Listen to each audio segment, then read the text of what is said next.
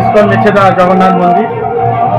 প্রতিষ্ঠাতা হচ্ছেন শ্রী অভয়চরণ অরবিন্দ ভক্তিবেদান্ত স্বামী প্রভুপাদ, যিনি জগৎপতি জগন্নাথের মহিমা সারা বিশ্বব্যাপী প্রচার করেছেন। আজকে দিনে আমাদের এই ইস্কন প্রায় 1500-র মতো মন্দির, প্রত্যেকটা মন্দিরে স্নানযাত্রা হচ্ছে। জগৎপতি জগন্নাথ তার রত্নবেদী থেকে স্নান বেদিতে আসেন। জগন্নাথ এমনই কৃপালু এবং সাক্ষাৎ হচ্ছেন সচল বিগ্রহ, এ কারো দ্বারা প্রাণ প্রতিষ্ঠা বা ইত্যাদি ইত্যাদি না, তিনি সাক্ষাৎ প্রকটিত এবং সাক্ষাৎ নিজে ভক্তের হাতে সেবা নেন। তাই আজকের দিনে জগন্নাথ তিনি নিজে সব ভক্তের হাতে তিনি স্নান করছেন। জনসমক্ষে জাতি ধর্ম বর্ণ নির্বিশেষে সবাই এই অনুষ্ঠানে অংশগ্রহণ করতে পারে এবং জগৎপতি জগন্নাথকে নিয়ে সবাই আনন্দে মুখরিত হয়ে ভক্তি জীবনে অগ্রসর হতে পারে। কি রীতিনীতি মেনে আজকের এই দিনটা পালন? আজকে বৈদিক শাস্ত্রের রীতিনীতি মেনে আজকের দিনে ইন্দ্রদুম্ন রাজা জগন্নাথ প্রাণ প্রতিষ্ঠা করেছিলেন স্বয়ং ব্রহ্মা এসে।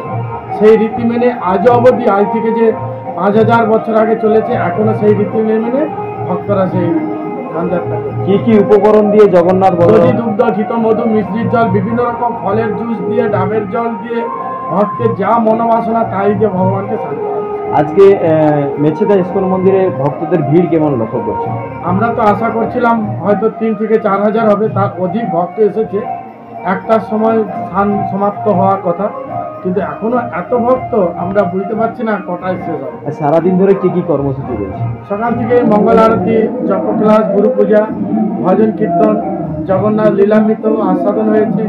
তারপরে 16 সপ্তাহাচারে জগন্নাথের পূজা অর্চনা হয়েছে এবং তাকে দীপ মাঙ্গলিক দ্রব্য দিয়ে তার সমস্ত যে করণীয় সেগুলো করা হয়েছে।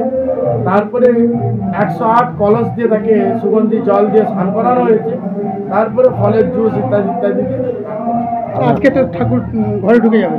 আজকের দিনে জগন্নাথের গজবেশ দর্শন, এই স্নান বেদি থেকে আসার পর যখন রত্নবেদিতে যাবেন তিনি গজবেশ দর্শন।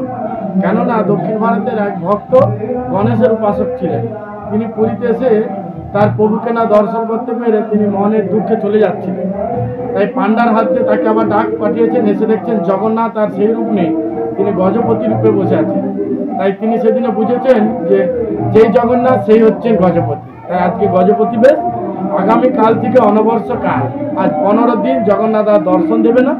কেননা যে রাজা ইন্দ্রদুম্নর কাছে যখন জগন্নাথ এসেছিলেন তার আগে বিশ্বাবসুর দ্বারা সেবিত হয়েছিলেন। সবররাজ তিনি জঙ্গলে বাস করতেন, কাঠুরিয়া কাঠ কাটতেন, নীলমাধবের সেবা করতে করতে যখন সেই বিশ্বাবসু থেকে ইন্দ্রদুম্ন রাজার রাজমহলে এসেছেন, তাই তার মনে খুব দুঃখ ব্যথিত, তিনি অজরে কাঁদতেন, খাওয়া বন্ধ করে দিয়েছিলেন, তিনি প্রাণ ত্যাগ করবেন। তাই জগন্নাথ তাকে পুনর্বার হাত ধরে তাকে খাইয়েছিলেন, বলেছিলেন যে এই অনবর্ষ কাল যে 15 দিন কোনো পান্ডা আমার সেবা করবে না, কেবল সবর জাতি এই বিশ্বাবসুর বংশধররা 15 দিন সেবা করবে, আমি তোমার হাতেই সেবা নেব। তাই এই 15 দিন হচ্ছেন কেবল বিশ্বাবসুর যে বংশধর আছে তারাই সেবা করে, দৈতাপতিরা করে না।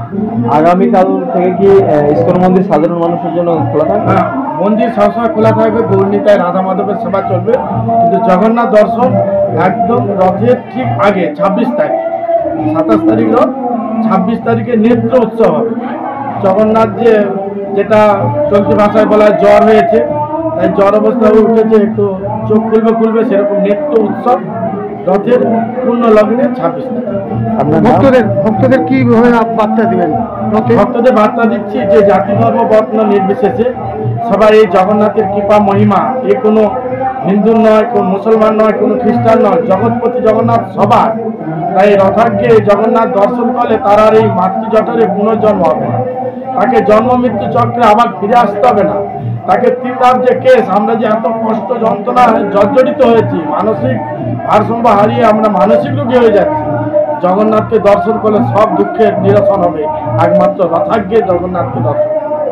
তাই ভক্তদের আমি আমন্ত্রণ জানাই, আপনারা রথে আসুন, রথে রজ্জু দর্শন করুন, জগৎপতি জগন্নাথকে রথে দর্শন করুন এবং নিজের মনুষ্য জীবনকে সার্থক করে আপনি আপনার ভক্তির পথ, আপনার মনুষ্য জীবনের যে চলার পথ সুগম করুন। আপনার নাম? এবং আমার নাম আনন্দময় গোবিন্দ দাস ব্রহ্মচারী, ইস্কন মেছেদা অধ্যক্ষ।